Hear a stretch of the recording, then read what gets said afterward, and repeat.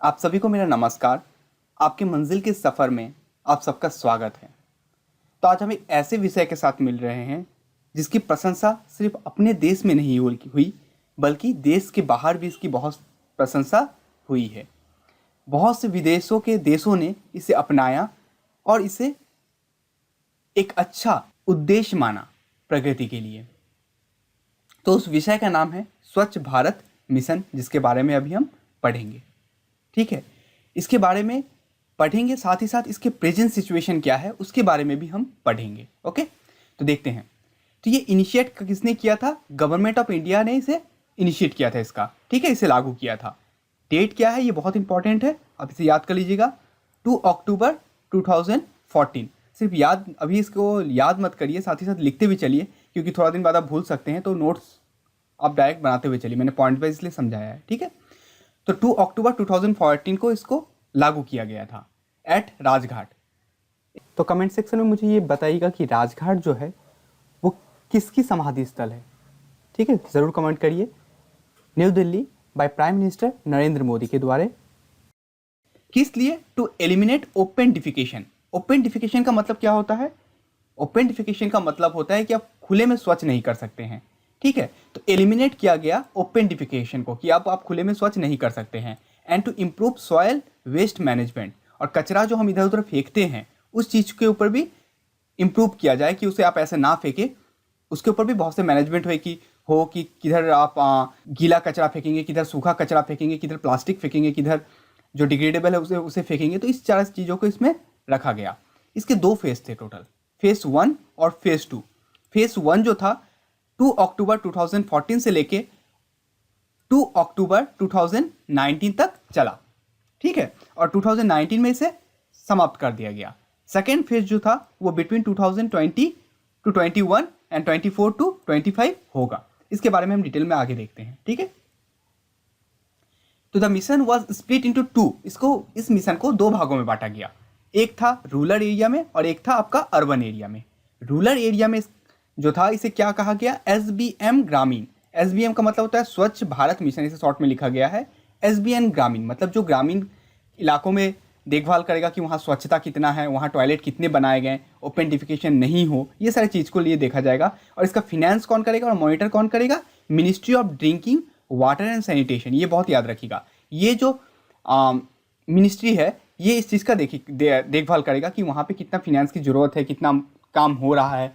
Monitor करेगा कौन? Drinking water and sanitation जो है। ठीक है, और जो अर्बन एरिया में है SBM स्वच्छ भारत मिशन, अर्बन एरिया का जो है इसे कौन देखेगा?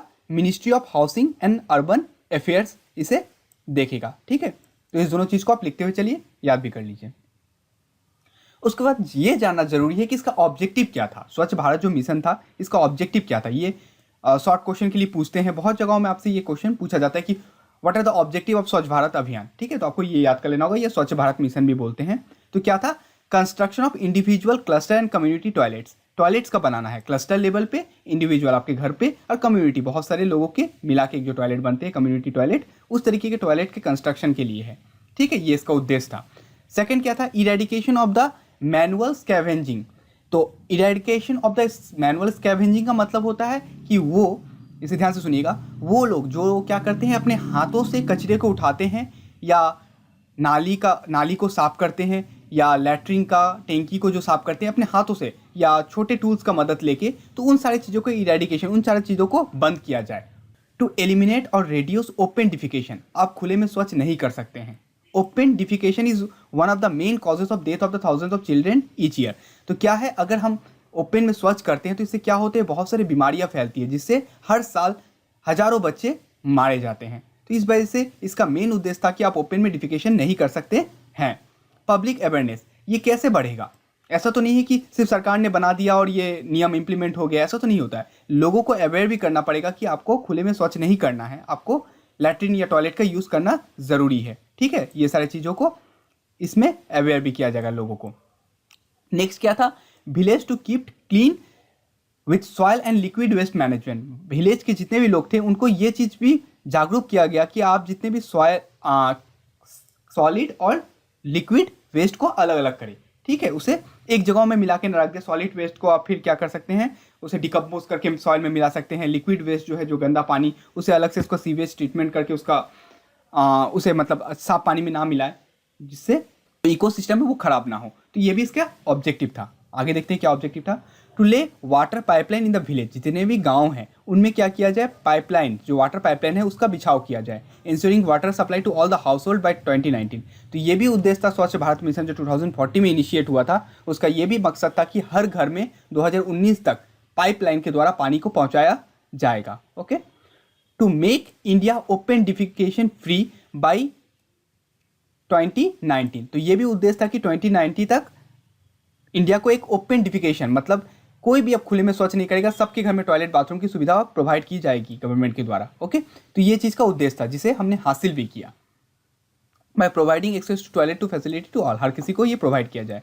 To providing toilet separation for boys and girls in schools. Schools में क्या थे, गर्ल्स और बॉयज़ के लिए अलग अलग टॉयलेट हो, जो 15/8/2015 तक इसे पूरा किया कर देने की घोषणा की गई। Promoting the use of non conventional energy. अब क्या करें आप, जो लकड़ी का यूज़ ना करें, उसकी जगह जो नॉन कन्वेंशनल सोर्स है जैसे कि विंड, सोलर एनर्जी, अगर इसका यूज़ करते हैं तो ये पर्यावरण को बहुत ही कम दूषित करता है, जिससे क्लीननेस, हमारा इन्वायरमेंट जो है वो बहुत ही क्लीन हो सकता है। तो इसी वजह से इस जो स्वच्छ भारत अभियान था इसमें नॉन कन्वेंशनल एनर्जी को भी बहुत ज़्यादा प्रमोट किया गया। चलिए आगे देखते हैं।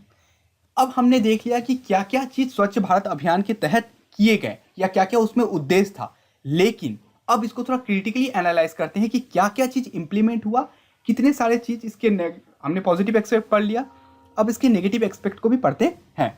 ठीक है, क्या होता है देखो, इसमें क्या किया, construction of nearly 110 million toilets between 2014 to 2019, लगभग 6 ये ईयर का जो स्पैम था इसके अंदर लगभग 110 मिलियन टॉयलेट गवर्नमेंट के द्वारा बनाए गए, रूरल और अर्बन दोनों ही इलाका में। ठीक है, rural area chosen to not use them, लेकिन क्या हुआ, हमारे देशों में ये समस्याएं देखने को मिली कि वो ग्रामीण इलाके जहाँ पे टॉयलेट की फैसिलिटी गवर्नमेंट के द्वारा प्रोवाइड की गई है, उन इलाकों में भी लोग इस टॉयलेट का यूज़ करने से इनकार कर रहे हैं। कुछ गांव ऐसे थे जो जाने से मना कर दिए कि हम टॉयलेट में नहीं जाना चाहते हैं। ठीक है, coercive approach to force people to use toilets. उसके बाद गवर्नमेंट ने बहुत ही सख्ती से अपनाया कि आपको टॉयलेट की यूज़ करना ही पड़ेगा। गवर्नमेंट के जो सीनियर्स ऑफिसर्स थे उन्होंने लोगों के ऊपर फोर्स किया कि आपको ये मानना ही पड़ेगा, आप ओपन में डिफिकेशन नहीं कर सकते हैं, ये बाय ऑर्डर आपको मानना पड़ेगा। बहुत सारी जगहों में ये भी देखने को मिला जो सही नहीं था। Many household were threaten with a loss of benefit. तो कुछ जगहों में तो ये भी थ्रेटन दिया गया कि अगर आप टॉयलेट का यूज़ नहीं करते हैं तो आपको इलेक्ट्रिसिटी का जो सप्लाई मिल रहा है या food entitlement through the public distributive system, जो आपको राशन मिल रही है, चावल, तेल, ये सारे सिस्टम और इलेक्ट्रिसिटी जो गवर्नमेंट के द्वारा प्रोवाइड किया जा रहा है, इन सारे चीज़ों को बंद कर दिया जाएगा अगर आप टॉयलेट का यूज़ नहीं करते हैं। तो इस तरीके से थ्रेटेंड करके लोगों को टॉयलेट का यूज़ करने पे बाध्य किया गया। तो ये एक तरीके से सही, मेरे हिसाब से ये सही तरीका नहीं था लोगों को सिखाने के लिए। आप उन्हें अच्छे से एडुकेट करते, अच्छे से गाइड करते, ये बहुत सारे छोटे छोटे कैंपेन चलाए जाते हैं जिससे वो समझ पाते कि क्यों ओपन डिफिकेशन सिस्टम जो है ये अच्छा नहीं है हमारे समाज के लिए। तो उसके बाद जाके वो खुद ही समझते और इसको मान लेते। लेकिन ये जो अप्रोच अपनाया गया वो बहुत ही सख्त था। और साथ ही साथ क्या हुआ देखते हैं, a significant share of the rural house hold in the state and the union territory. जितने भी स्टेट और यूनियन टेरेटरी में डिक्लेयर 100% ODF, मतलब जो स्टेट और जो यूनियन टेरेटरी में डिक्लेयर कर दिया गया कि ओपन डिफिकेशन फ्री एरिया हो गया, मतलब वहाँ पे एक भी ऐसा जगह नहीं है जहाँ पे लोग टॉयलेट छोड़ के बाहर जाते हैं, सभी लोग टॉयलेट में स्वच्छ करने जा रहे हैं। उन इलाकाओं में देखें, हमने मार्च जो 2018 में उन्होंने रिपोर्ट दिया था, ठीक है, क्या हुआ था, lack access to any type of latrines according to the NSO data released 6 month later. 6 month माने 6 महीने बाद उनकी रिपोर्ट आने के, जो SBM ने रिपोर्ट लॉन्च किया था 2018 में, उसके 6 मंथ बाद जो NSO ने रिपोर्ट निकाला, डाटा रिलीज़ किया, उसमें से ये देखा कि कुछ कुछ इलाका में तो लैट्रिन तक है ही नहीं, टॉयलेट लैट्रिन है ही नहीं। उस इलाका को भी इन्होंने 100% ODF कर दिया कि ओपन डिफिकेशन फ्री है, कि यहाँ पे सब लोग टॉयलेट का यूज़ कर रहे हैं। लेकिन टॉयलेट तो था ही नहीं, जैसे कि आप टॉयलेट मूवी में भी देखे होंगे कि बहुत सारे लोग टॉयलेट का यूज़ नहीं कर रहे थे। ठीक है, survey released by the national static office, जो NSO जो है, जिन्होंने क्या किया था, एक रिलीज़ किया था नवंबर 2019 में। इसका टाइटल क्या दिया था, drinking water sanitation hygienic and housing condition in India. ये उनका टॉपिक टाइटल था, जिसमें क्या किया था, क्लेम किया था कि 28% रूरल ऐसे हाउस होल्ड है जो क्या कर रहे हैं, lack access to any form of latrine, जिनको तो लैट्रिन कोई मिला ही नहीं। 28 आप सोच सकते हैं इंडिया इतना बड़ा जिसमें इतने सारे रूरल पॉपुलेशन है, उनका 28.7 पॉपुलेशन कोई भी लैट्रिन का एक्सेस ही नहीं कर पा रहे हैं। Moreover 3.5 of those who have access to the latrine don't use it. और जो 3.5 ऐसे परसेंट थे जिनके पास लैट्रिन था लेकिन वो यूज़ नहीं कर रहे थे क्योंकि उनको अच्छा नहीं लगता था। कुछ जगह तो ये समस्या देखने को मिली कि लैट्रिन तो बना दिया गया लेकिन वाटर सप्लाई का कोई बंदोबस्त नहीं किया गया। स्वच्छ भारत अभियान में ये भी उद्देश्य लिया गया था कि 2019 तक हर गांव में पाइपलाइन के थ्रू पानी को पहुंचाया जाएगा, मगर ऐसा नहीं हुआ। रियलिटी में बहुत सारे गांव थे जहां पे ये नहीं पहुंच पाया, तो लैट्रिन में पानी के ना होने के वजह से भी लोग वहां जाना पसंद नहीं करते थे।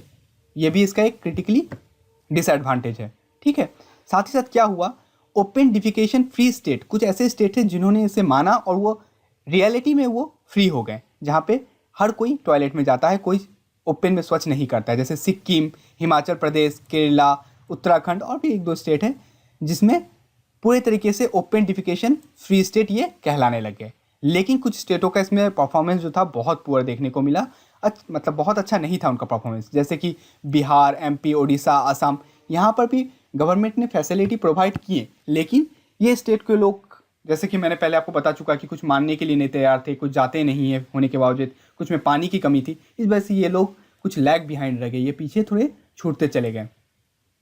तो सबसे ये ज़रूरी है कि हम अपने आप को जागरूक करें, अपने आसपास के लोगों को जागरूक करें, जैसे कि लोग टॉयलेट का यूज़ करना स्टार्ट करें, लोग ओपन में जाएं ना, क्योंकि ओपन में जाने से बहुत सारे बीमारियां फैलती है, बहुत सारे हमारे समाज के लिए एक नेगेटिव एक्सपेक्ट है। बहुत से मतलब हमारे जो वर्किंग पॉपुलेशन है वो भी मारे जा रहे हैं इसी कारण से। तो हमें टॉयलेट का यूज़ करना चाहिए और जो गवर्नमेंट के द्वारा प्लान लॉन्च किया गया था हमें इसका सम्मान करना चाहिए और टॉयलेट का यूज़ सभी को खुद करना चाहिए और सभी को करने पे इसे राजी भी कराना चाहिए। ठीक, तो आज के लिए बस इतना ही। अगर आपको वीडियो पसंद आया हो तो लाइक बटन ज़रूर दबाएं, सब्सक्राइब करना ना भूलें और बेल आइकन को ज़रूर दबाएं, जैसे कि ऐसे और अच्छे अच्छे विषय के साथ मैं आपसे मिल सकूं। तब तक के लिए जय हिंद, जय भारत।